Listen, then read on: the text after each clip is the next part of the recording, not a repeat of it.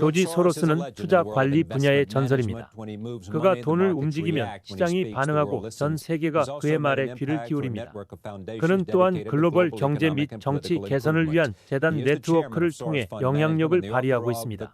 그는 소로스 펀드 매니지먼트의 회장이자 위기에 처한 글로벌 자본주의와 개방사회의 위기의 저자이기도 합니다.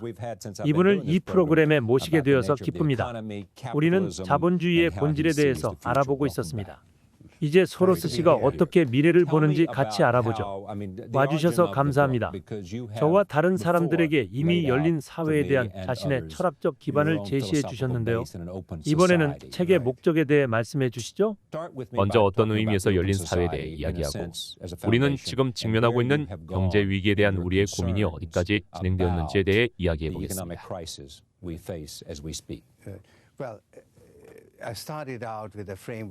저는 학생 시절 칼 포퍼의 열린 사회와 그 사회의 적들에게 영향을 받아 발전시킨 틀에서 출발했습니다. 전체주의 체제는 자신들의 이데올로기를 수용하기 위해 국민에게 강제로 강요하는 것이고 칼 포퍼는 이에 대해 열린 사회라는 개념으로 맞섰습니다.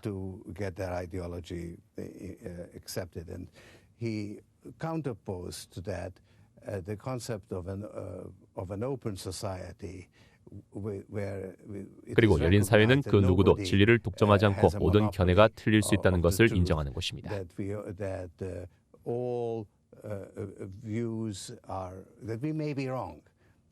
따라서 우리는 민주주의와 정부 그리고 시장과 경제 비판적 사고에 의해 대체될 수 있는 정부가 필요합니다. 이것이 제가 가지고 있는 개방적인 사회와 폐쇄적인 사회 개념이었습니다. 저는 나치 정권과 공산주의 정권을 겪은 헝가리 출신입니다. 저는 당연히 개방사회에 찬성했고 개방사회 재단을 설립해 육성했습니다. 우리의 목표는 공산주의 정권이 붕괴되기 시작하면서 드러나는 개방사회의 결함을 파악하고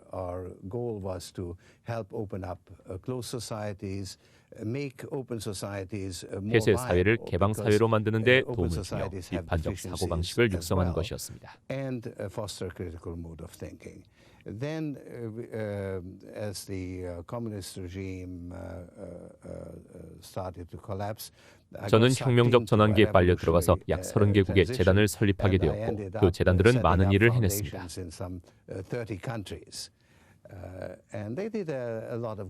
사회 개방에 대한 개념을 가진 사람들에게 힘을 실어주어 사회를 향해 나아갈 수 있도록 한 것만으로도 큰 역할을 했다고 생각합니다.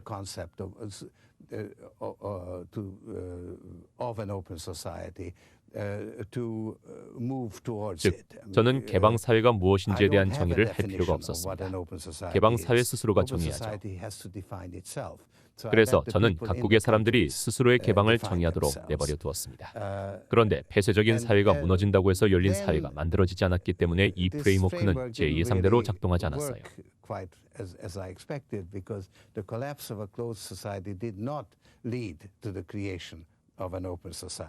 뭔가 빠진 것이 있었고 저는 열린 사회가 전체주의 체제뿐만 아니라 시장 가치에 대한 과도한 의존으로 인해 위협받고 있다는 것을 깨닫기 시작했습니다.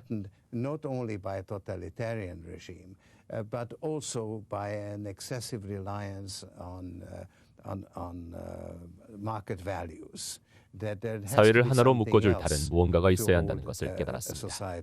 심각한 위험이 있다는 결론에 도달하게 된 계기는 무엇인가요?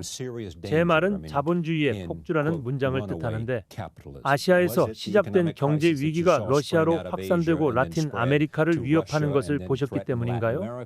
아니요, 제가 글을 쓰기 시작했기 때문입니다. 97년 초에 애틀랜틱 먼슬리에 기사를 썼습니다. 그리고 책을 쓰기 시작했어요. 그 기사에 대한 많은 반응이 있었고 그 기사가 자본주의 위협이라는 제목 때문에 실제로 널리 오해를 받았기 때문입니다.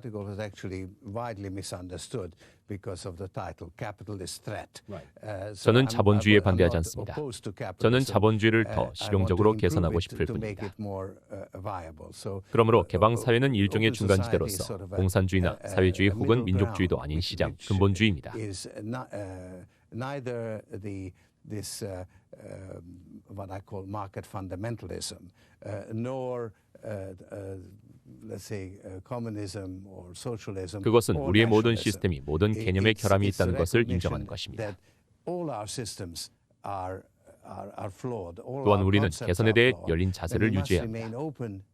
지금은 시장의 역할에 대한 과도한 믿음이 있고 그것이 극단으로까지 이어져 우리 사회를 위험에 빠뜨리고 있다고 생각합니다.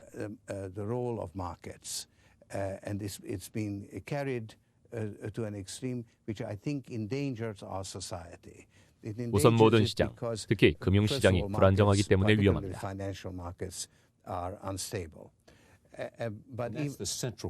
그러나 시장에 대한 두려움의 근본은 금융시장의 불안정성이지요. 예, 맞습니다. 그것은 제가 가장 잘 알고 있는 분야입니다. 그리고 이건 제 장점이기도 하죠. 그러니까 제 전공 분야라는 뜻입니다.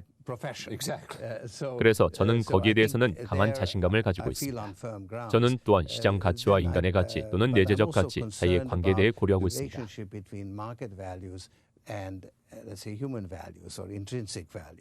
우리 사회에서 시장 가치가 제대로 속하지 않는 영역에 시장 가치가 들어오는 것을 허용한다면 그것은 뭔가 잘못됐다고 생각합니다.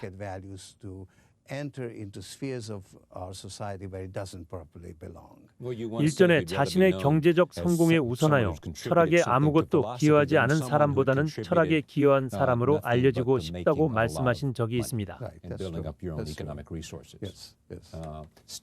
그런 관점에서 자본주의가 불안정한 시장 안에서 위험이 있다는 걸 언제 깨닫기 시작했죠? 그리고 이 같은 생각을 우리가 여전히 걱정하고 있는 바로 그 경제 위기가 발생하기 전에 나오게 되었는데요. 그렇죠. 어떻게 다른 사람들이 시장이 잘못되고 있다는 것을 인지하기 전에 알 수 있었죠? 왜냐하면 저는 일반적인 통념과 다른 시장 이론을 가지고 있기 때문입니다. 일반적인 통념은 시장이 평형을 향해 움직인다는 것인데 이는 시장이 알려진 수량을 다룰 때만 해당됩니다. 하지만 금융시장은 알려지지 않은 양뿐만 아니라 실제로 알 수 없는 양을 다루고 있습니다. 왜냐하면 금융시장이 다루는 수량, 즉 미래 가치는 현재 금융시장이 어떻게 평가하는지에 따라 달라지기 때문입니다.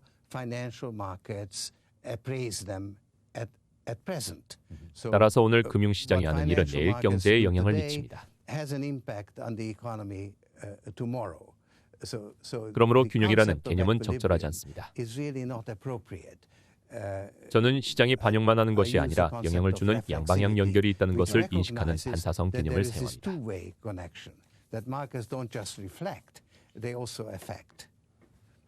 그리고 그것이 반드시 균형으로 이어지지는 않습니다. 오히려 균형에서 상당히 멀어질 수도 있습니다. 일단 오늘도 말씀해 주셨고 이런 생각을 경제위기 전부터 가지고 계셨지만 지금은 경제위기 때로 가보겠습니다. 자본주의와 불안정한 시장이 아시아에서 러시아, 라틴 아메리카에 이르기까지 휩쓸고 있는 경제위기의 원인으로 자본주의와 불안정한 시장이 어떤 역할을 했나요? 다양한 요인이 다양한 국가에서 작동을 하였지만 그 같은 요소들이 모든 국가 내에서 같이 발생하지는 않았습니다.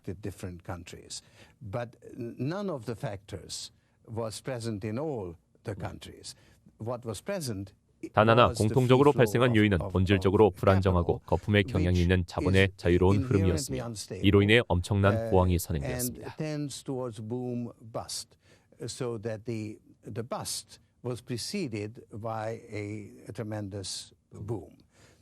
그리고 시장 자체가 불안정하기 때문에 우리에게는 통화 당국이 있습니다.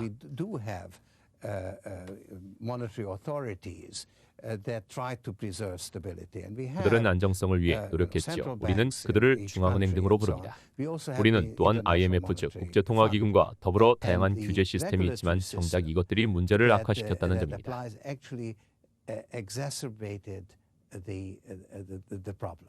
규제 시스템이요? 예, 저는 국제통화기금과 통화당국의 개입이 사태를 악화시켰다고 봅니다. 그럼 조지 소로스 씨에게 이 위기는 무엇을 말하고 있습니까? 어떤 조치를 취해야 할까요? 그리고 자본주의에서 보시게 된 위협은 무엇인가요? 그러니까 정리하자면 우리가 해야 할 일은 무엇이고 해결책은 무엇인가요? 우리는 시스템이 어떻게 작동하는지 인식하고 과잉에 대한 메커니즘을 재구성해야 합니다.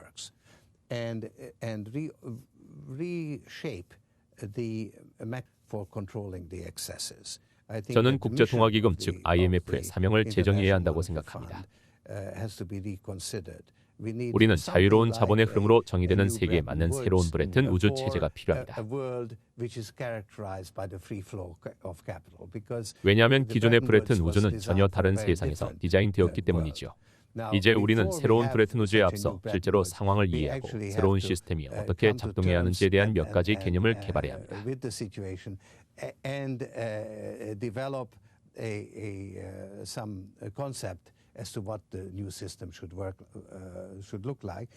그리고 제가 책에서 하려고 하는 것이 바로 그것이지만 고백하자면 사실 저는 해결책을 제시하는 것보다 분석에 더 강하다는 것을 말씀드려야겠군요. Than I am on the solution. Okay, but how do you dampen the flow of capital that rushes crazily towards economic opportunity? 제가 염두하고 있는 것은 만약에 자본의 흐름이 꺼기고 충분하지 않는다고 가정해 봅시다. 그렇다면 국가들이 시장에 참여를 허가하는 일종의 공식적인 보증을 제공하는 것입니다.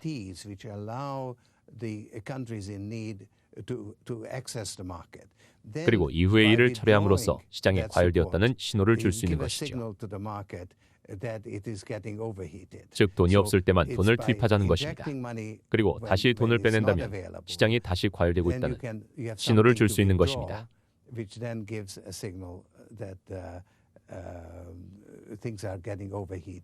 그리고 부실이 발생하면 해당 국가가 대출 기관의 조건을 부과하도록 요구하거나 허용합니다.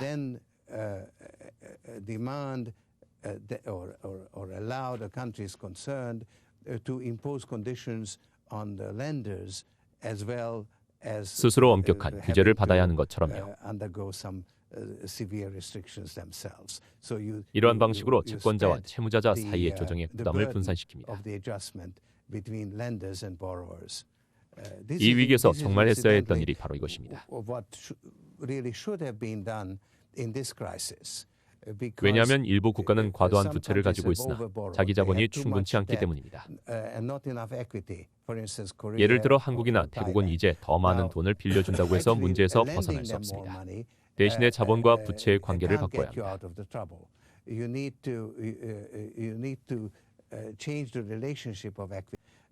즉 이들 국가들은 일종의 채무불이행과 같은 자본 재편이 필요했을 것입니다.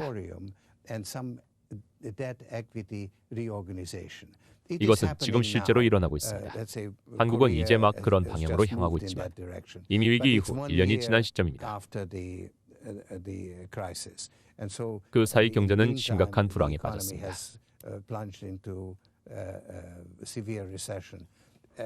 좀 더 일찍 움직였다면 이런 문제가 완화됐을 것이라고 생각합니다.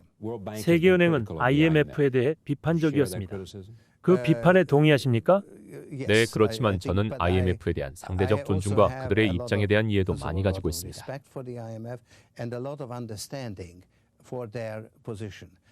그들의 첫 번째 임무가 금융 시스템을 보존하는 것이기 때문입니다. 그래서 그들은 국가들이 그들의 의무를 이행하기를 원합니다.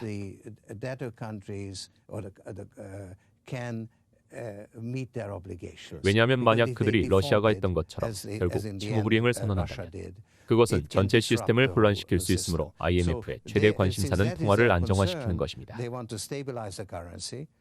왜냐하면 만약 통화가 과도하게 평가절하된다면 달러 표시 채무는 빠르게 증가합니다.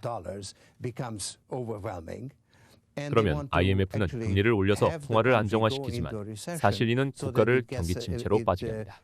그래서 무역 흑자를 내서 이를 지불할 수 있도록 하는 것이 그들의 임무입니다. 그들은 옳은 일을 합니다. 하지만 그 결과 징벌적 수준의 금리가 적용되어 경제에 매우 부정적인 영향을 미칩니다. 그러나 위기가 발생했을 때 연준이 취한 조치는 좀 다릅니다.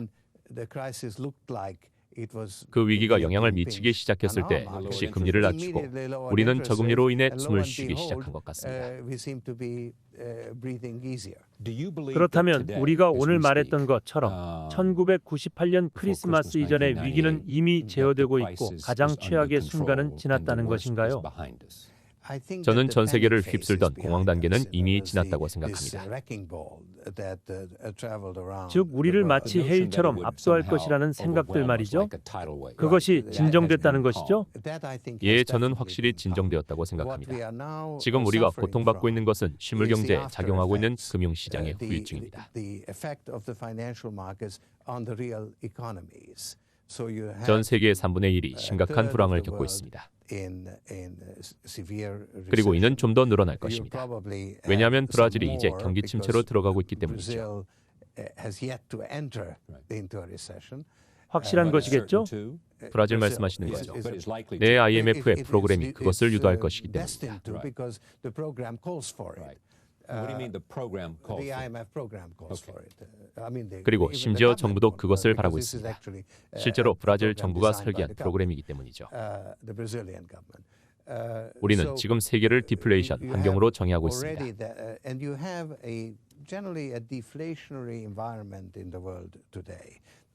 왜냐하면 공급이 과도하며 당연하게도 수요는 낮은 수준에 머물러 있습니다. 그리고 기업들은 현금 흐름을 창출하여 그들의 부채를 지불하기 위해 물건을 팔아야만 합니다.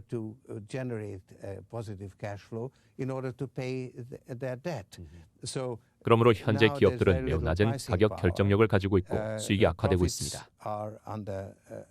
투자 수요 역시 생산 능력과 시장에서는 감소할 수밖에 없습니다.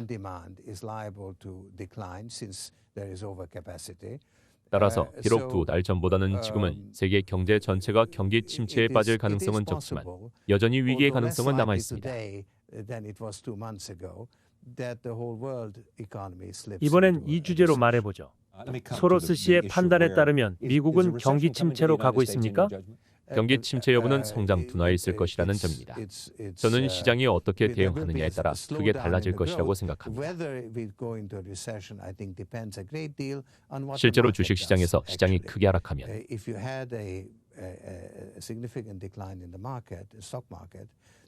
지금 우리의 소비가 주식시장에서 사람들이 벌어들이는 자본이득에 크게 의존하고 있기 때문에 경기 침체를 일으킬 가능성이 높습니다.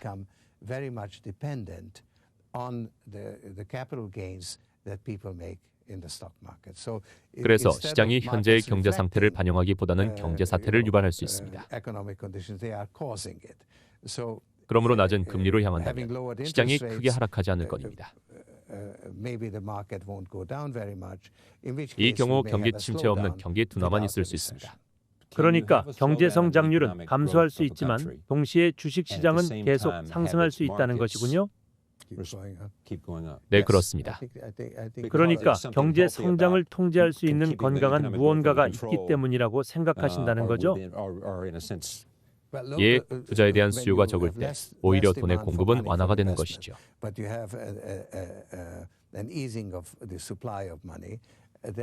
그러면 그 많은 돈이 주식시장으로 유입되어 주식 가치가 상승할 것이고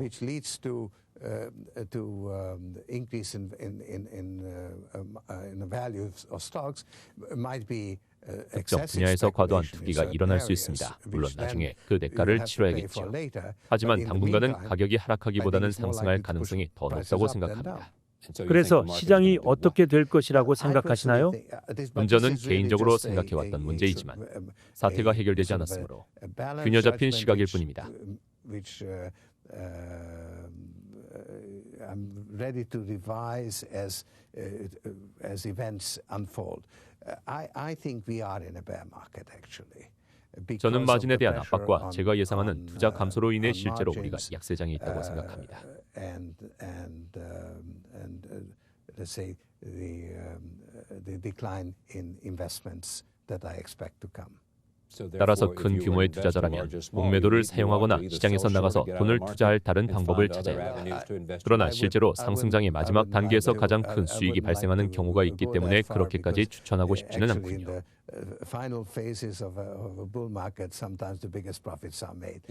또한 강세장의 마지막 단계에서 너무 일찍 빠져나간 사람들은 나중에 큰 후회를 하게 되죠. 그럼 마지막 질문입니다. 소로스 씨는 무엇으로 기억이 되고 싶으십니까? What you most want to be remembered for. 가족들을 제외하고요. 당신이 이뤄냈거나 혹은 이루고 싶은 것이 무엇인가요? Achieved yet what you most want to be remembered for. 저는 책인 것 같습니다. 이번에 이 책의 지필이 제가 하고 싶었던 것입니다. 그리고 이것이 제 여정의 끝은 아닙니다. 제가 저를 평가하기에 저는 현상에 대한 해법을 제시하는 것보다는 현상을 분석하는 데 강점이 있습니다. It's not the end of the road because, as I said, I think I'm better on the analysis than I am on the solution. So 그러므로 저는 해법을 좀 더 찾아보는 데 힘쓰지 않을까 싶습니다. trying to refine the solution. 세계 자본주의의 위기를 쓴 조지 소로스 씨였습니다. 오늘 나와주셔서 감사했습니다. Thank you for joining us. See you next time.